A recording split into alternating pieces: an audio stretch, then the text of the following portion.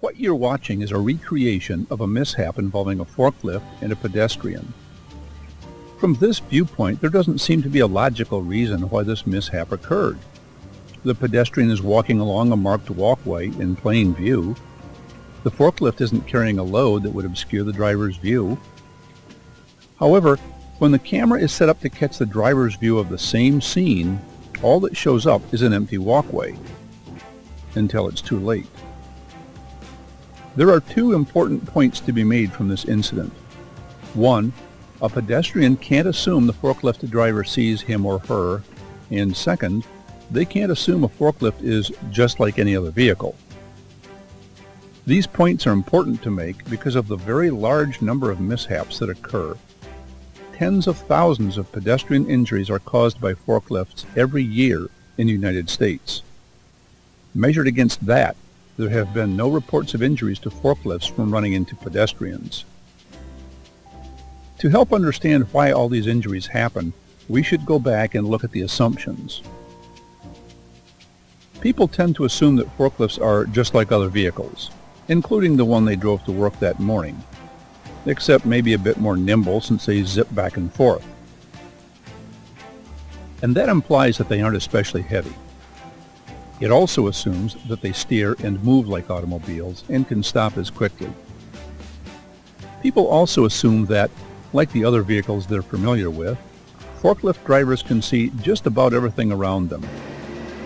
The fact that none of these assumptions are true is what gets those tens of thousands of pedestrians injured each year. Take the assumption about what forklifts weigh, for example. Even without a load, they're a lot heavier than they look. This forklift, even empty, weighs about the same as these two automobiles.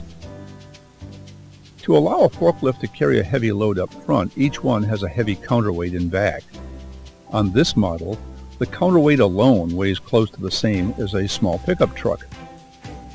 An electric forklift has a smaller counterweight because the battery provides part of the weight. We staged a demonstration of how heavy a forklift battery can be. They didn't even get the full weight of the battery on the back of the pickup before it started to lift the front wheels off the ground. And carrying a load, of course, forklifts are even heavier.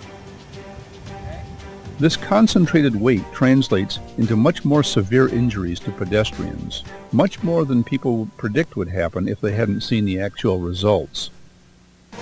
To illustrate this, we reenacted another mishap, an example of the fourth leading cause of pedestrian injuries, being pinned between a forklift and something else.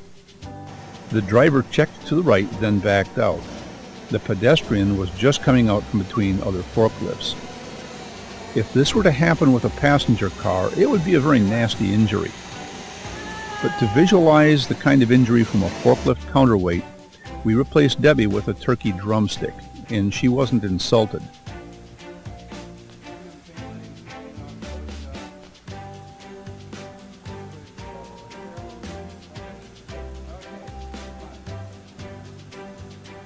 Here the forklift is traveling slower than it did in the actual mishap.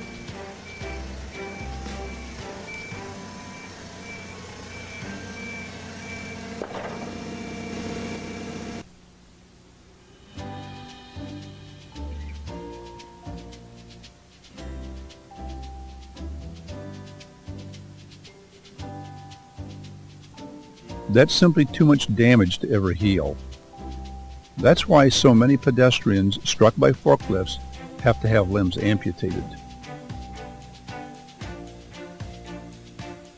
Here's another reenactment of a pedestrian forklift mishap. This incident led to the pedestrian having their foot run over, the ninth leading cause of pedestrian injuries from forklifts.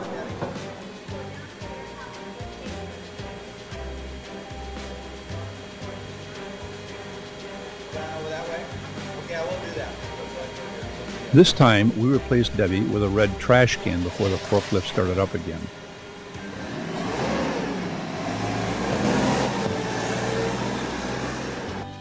And now we'll use a pair of drumsticks to replace her feet, to show the effect of being run over by a forklift.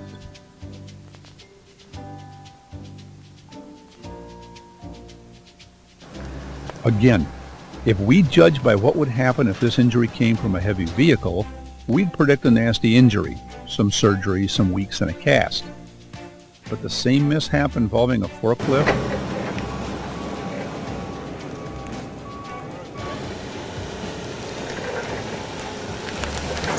Notice in the drumstick run over by the forklift, part of the bone is simply missing. Severe enough damage that it probably leads to an amputation. There's another point to make from this reenactment. A characteristic of powered industrial trucks, forklifts, that increases the chances of one hitting a pedestrian is the way they maneuver. People are used to seeing how cars turn a corner. The front end swings around and the rear follows the same path. But the steering wheels on a forklift are in the rear, so when they turn a corner, that heavy back end swings out. Many of the pedestrian injuries, the struck by and the pinned between forklift and something else, happen this way. Related to that weight and maneuverability is the fact that powered industrial trucks simply can't stop as quickly as other vehicles. Of course, these characteristics don't exist out there just by themselves. They team up with those very bad sight lines to create the severe hazard to pedestrians. To help people appreciate how limited the forklift driver's vision can be, we set up a display at our forklift rodeos. We encouraged people to sit in the driver's seat to spot the pedestrian. It's a very worthwhile exercise, one that any employer could easily duplicate to help create a safer workplace. So these are some of the characteristics of forklifts that contribute to the number and severity of injuries to pedestrians in the workplace. The other causes of injuries have to do with where and how forklifts are used in the workplace. The pace of work, the repetitive nature of work,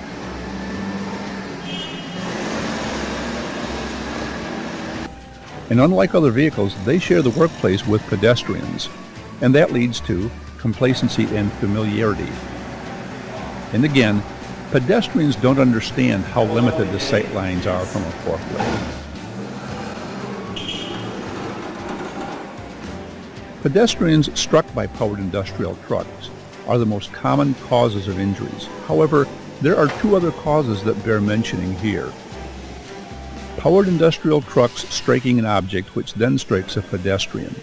For example, knocking things off the top of a stack or knocking the whole stack over. A load fell or lowered on or pinned a pedestrian. The purpose of this presentation has been to increase people's awareness of the hazards presented by sharing the workplace with forklifts. To help translate this awareness into your own personal safety, we'll give you 5 rules to remember. Never assume the driver sees you. If you can't make eye contact with the driver, you're in a dangerous position. Keep looking around. Always look both ways. Give forklifts room, and just stay away from them. Every company is supposed to have rules for forklift drivers to follow. Protect pedestrians, enhance safety. But rules by themselves can't protect pedestrians from injury or death. Because even if the rules say that the driver is always at fault in a collision with a pedestrian, the drivers are always the ones who get to walk away uninjured. Thousands of pedestrians each year are not that lucky.